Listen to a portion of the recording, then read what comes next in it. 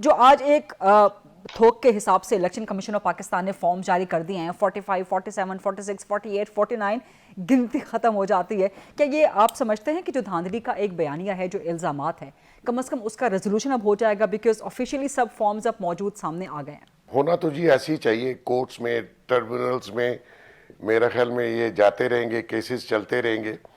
अब देखना ये है कि इस सिस्टम को, इस हुकूमत को, इस पार्लिमान को, जमहूरी निज़ाम को आपने आगे कैसे लेके जाना है। जहां तक आपने रेजोल्यूशन की बात की, उसकी कोई अहमियत नहीं है। अगर खान साहब को कोई रिलीफ मिलना है, वो पार्लिमान से नहीं मिलना, वो कोर्टों से मिलना है। मकसद ये है कि आपने अगर इस मुल्क को इस भंवर से निकालना है और इस रियासत को मईशत वाइज बचाना है, तो आपको इस गवर्नमेंट को 2-3 साल चलाना पड़ेगा। अगर आप समझते हैं 2-3 साल बाद के एक फ्रेश इलेक्शन की तरफ जाया जाए, हाँ। तो जाना चाहिए। हमारे जमहूरी निज़ाम में ये नहीं है कि 5 साल पूरे करने हैं, चाहे वो पार्लियामान चले, चाहे वो हुकूमत चले या ना चले। ये बात बहुत इंपॉर्टेंट कर रहे हैं आपके, 2-3 साल के बाद अगर मिड टर्म इलेक्शंस में जाना पड़े तो जाना चाहिए। जाना चाहिए। आप फ्रेश मैंडेट लें। इस वक्त जो मसाइल हैं रियासत के, उसके ऊपर आपको सिंसेरिटी दिखा के 2-3 साल चले, 2-3 बजट आप गुजारिए, आवाम को रिलीफ मिले, IMF इंटरनेशनल कमिटमेंट पूरी हो, उसके बाद दोबारा इलेक्शन में जाए। ये बात मोहसिन बेग साहब बहुत इंटरेस्टिंग कर रहे हैं। हफीज साहब, यही बात मैं लेके आपकी तरफ आऊंगी, मिड टर्म इलेक्शंस होने चाहिए। अच्छा, बाकी मिड टर्म इलेक्शन देखिए, मिड टर्म इलेक्शन होने की वजह यह है कि उसकी सिर्फ एक ही मेरे सामने तोजी है कि आज तक पाकिस्तान के जो 70-72 साल तारीख है, उसके अंदर एक वजीर आजम नहीं आया जो कि एस्टेब्लिशमेंट की मर्जी के बगैर यहाँ पे आया हो। एक भी नहीं आया। और एक वजीर आजम भी नहीं आया जिससे इनकी बनी हो आज तक एस्टेब्लिशमेंट की या सिस्टम की। एक वजीर आजम नहीं आया। जब इमरान खान आए थे तो मैं उस वक्त इसी तरह वेमेंटली कहता था कि इमरान खान साहब की इनसे नहीं चलेगी, नहीं बनेगी।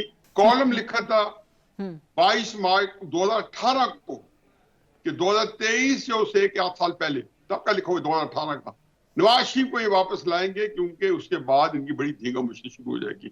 यही बात, खैर इसको इसमें मैं नहीं पढ़ना चाहता। तो अभी भी आप समझते हैं, अभी भी आप समझते हैं सर, अभी भी आप कोई कॉलम लिखेंगे कि शहबाज शरीफ भी अपनी मुद्दत पूरी नहीं कर सकेंगे? मैं मान ही नहीं सकता, मैं मान ही नहीं सकता हूँ कि ये आप बेशक रिकॉर्ड करके दिखा दें और उसके बाद देखें कि शहबाज शरीफ साहब अपनी मुद्दत पूरी करें। मैं मान ही नहीं सकता हूँ। लेकिन मुझे ये खतरा है कि इस दफा मुद्दत पूरी करने की वजह, इस दफा 2-3 सेंटेंस मेरे जरूर सुन लें, क्योंकि उससे आपका जो है ये आर्गुमेंट मुकम्मल हो जाएगा। उसमें पहली बात तो ये है कि शहबाज शरीफ साहब जो है, ये हालात का जबर होता है।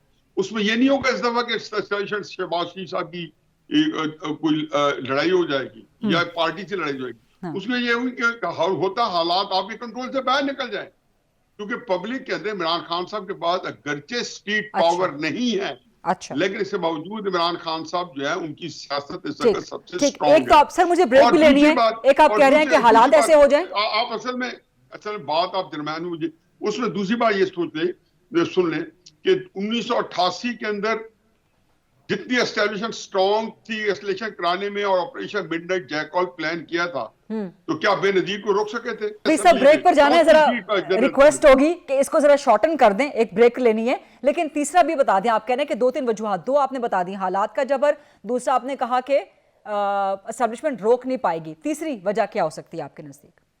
तीसरी वजह बिल्कुल सिंपल है। जो असल वजह जो बनी है वो ये बनी है कि नवाज शरीफ साहब की सियासत जो है, या उनको ये जब फैसला अगर उन्होंने ये कर लिया कि ये मेरी सियासत का एंड है, मरीम नवाज शरीफ साहब अगर ये आखिरी पड़ाव है, सियासी पड़ाव आखिरी पड़ाव है, और शहबाज शरीफ साहब को एक दफा आखिरी दफा मैंने वज़ीर आज़म बनाने बन गए, अब छुट्टी है। लेकिन अगर उन्होंने कोई ऐसी जो अंगड़ाई ली ऐसी कि जिसके अंदर उन्होंने अपनी सियासत को परवान चढ़ाने की कोशिश की, असल वही स्नप कर देना।